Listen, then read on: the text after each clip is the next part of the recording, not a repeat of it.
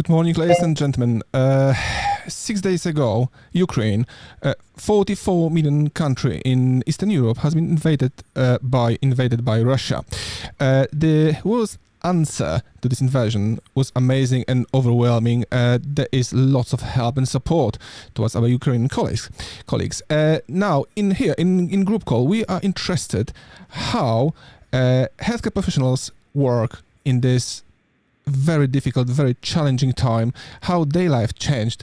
And we have an emergency clinician from Ukraine, Dr. Jurij Krivonos.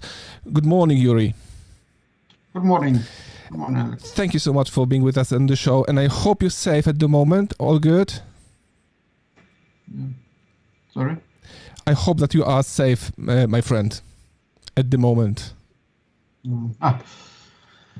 Thank you, Alex. I'm safe. Yeah, good. I am normal.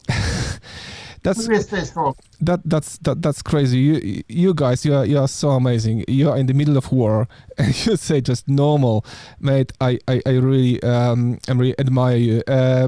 Yuri, would you mind telling our viewers a few words about yourself? Tell us who you are, where do you work, how big the hospital is, and how your normal day before the war looked like, please. Yeah, Alex.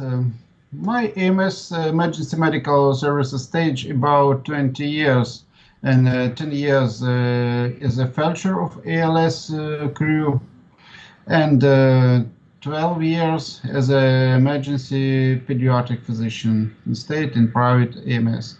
Now, after trauma, I'm only a pediatrician, a pediatric cardiologist, and professor's assistant in Bokomolets National Medical University. And I am ITLS chapter Ukraine medical director and coordinator and HA instructor and administrator.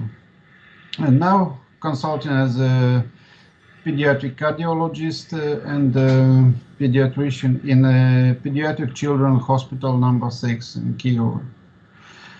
Hospital has a general pediatrics, newborn pathology, cardiorheumatologic, endocrinology units, and includes 120 beds in this hospital. In this hospital, we have about 20 beds for adult hemodialysis, or renal diseases. Before this war, my normal day consisted of work with students in pediatric emergency medicine, cardiology, and general pediatrics, consulting as a pediatric cardiologist and pediatrician, and I had a night shift too, of course. Additionally, I had shifts in private emergency medical service. So it was large spectrum of illnesses, including trauma as well. I had spent it on ITLS and HA trainings in special training center. But this is before war. And yeah, that was before war. And now, please tell me how the invasion, the war, has changed your professional life, because obviously it changed your personal life, as all Ukrainian colleagues. But as we are a medical podcast, we would love to hear from you how this awful invasion changed your professional life. And as you speak, I will show our viewers the pictures you kindly send us, all right? Let us know how the war has changed your professional life. Okay. Since the beginning of the war, I have not able to get to my workplace, to hospital and university due to logistical problems. Now I'm near the Kijev now, in a faster city. It's small town near Kijev. I have consultation online and work with the ECG recordings because I am a cardiologist, pediatric cardiologist. And now we are preparing for providing medical care for the wounded and gathering results for this. Our city near front line. We need to be ready for that. Um, we have some troubles with a chronic illness patient, prolonged illness in some most affected into the war action regions. This patient has some restriction for medical aid, lack of insulin and other medication in drugstores too. We have planned surgeries, cessation in most territories, but emergency aid includes surgery provided without any restrictions. Sometimes we have only a supplies deficiency. Patients as well pediatric with chronic kidney disease and renal insufficiency receives dialysis as well in normal state. But current situation has some effects for my professional life. I have a strong restriction. I have a consulting online, and some patients who live in my town only. Most medical staff in this condition has changed their lives. Absolutely. And professional lives. Current situation has some effects on the mental health of Ukrainian medics too, but our medical personnel stay brave and strong. Most medic work due 4 to 3 days shift because of logistic problem and the lack of personnel. Oh gosh. Lack of sleep time. Works under fire and airstrikes is awful conditions in underground. But any panic in medical through the medical stuff, no panic. Oh, yeah. Works.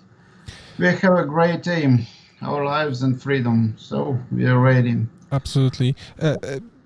Emergency medical service personnel works under fire too, and some of them are wounded, unfortunately. That's what I wanted to ask, because a few days ago I've seen on the agencies that 1 or 2 of your ambulances were actually destroyed by invaders.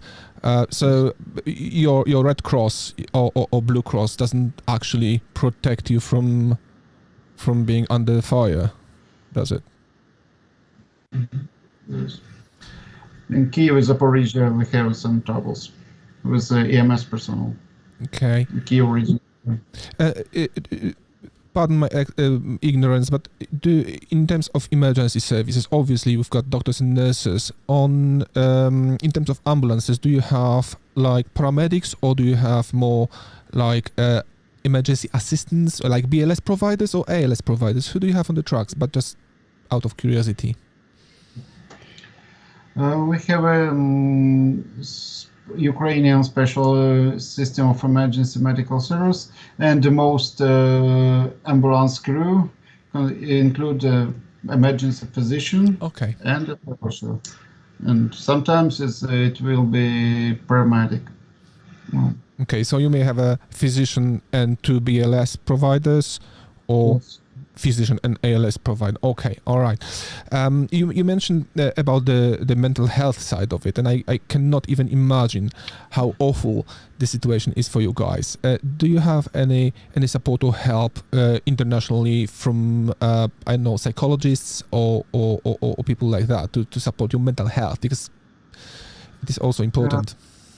Our personnel have some support for psychologists, but most supports we have one by one. We support by Like each other, colleague to colleague. Through my families and from colleagues. Mhm. And something we receive from our state and Ministry of Health, but it's very little. Do you have like a bulletproof vests or any protection helmets, stuff like that?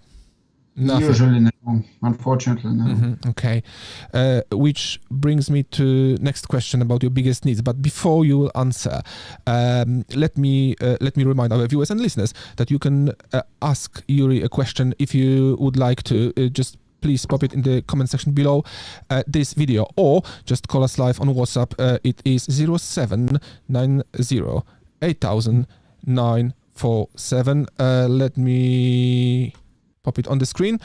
Again, the WhatsApp number is 790 8000 974. So if you have a question to Jurij, you can call us in to the studio, and we can chat with our amazing guest.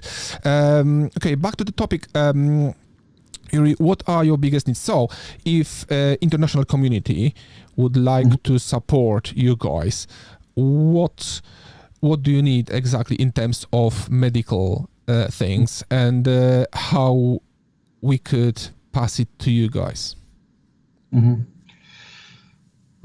Our biggest challenges are logistics, very long shifts, and they up to 3 days long, as I know, in ICU, infection control, but our most badly needs are hemostatic agents, trauma bandages, tourniquets, thermal blankets, surgical supplies, and medication, infusion therapy solutions.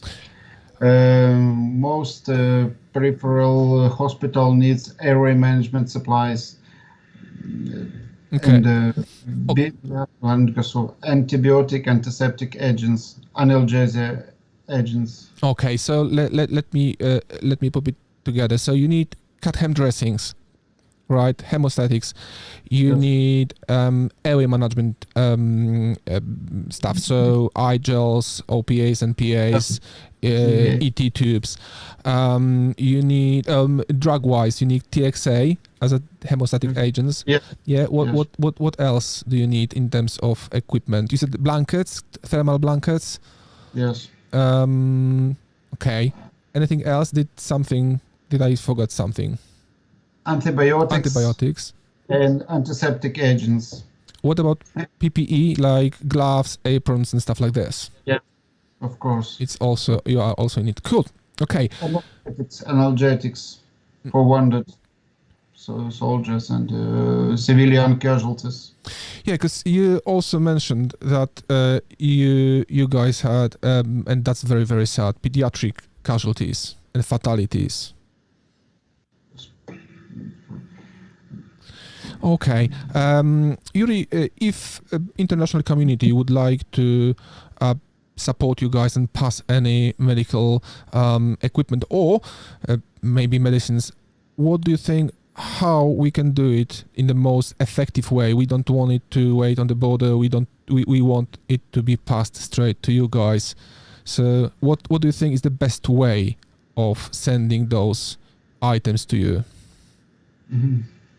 If you do not in a medical equipment, you may be contact with me. It's one of simple way. And if you would like to help by donating medical or money, you can find a number of our most biggest of hospital providing care for children, the Okhmatdit, Ukrainian Most Children's Hospital, and Ukrainian Association of Anesthesiologists as well. So those are those you mentioned those two letters or those two numbers you passed me before our conversation. Okay, guys. So what we are going to do is we will pop those information in the description below this video. So if you would like to support our Ukrainian colleagues, our fellow medics there in the war zone, please do not hesitate to use all those information we include in the description to this video. I'm just checking now if there are any more questions to Jurij. At the moment, no. Would any like to call us. Bear with. That's the correct one. This is the number. So 790-8000-974. That's our number. You can call us in and just ask Jurij anything. Jurij, before we will finish, is there anything you would like to say to your colleagues, to medics across the world who are at the moment watching the group call live? Dear colleagues, thank you so much for your kindly supports for our country, and as not only for supplies or money, good words, kind word can help us too. And stay strong. We all medics are strong and brave humans. So thank you. Thank you so. Jurij, thank you so much. That was amazing. Thank you for being on the show with us. And I hope, as I said before, I hope that when the war is over, we will have a beer or two or three, either in Kijev, Warsaw, or Oxford. So thank you so much for being with us. And again, guys, all the information required will be in the link in the description to this video below. Jurij Krivonos, amazing emergency physician. Sława Ukraini. All the best, mate. Slava Ukraini. Thank you, guys, and see you soon. Thank you.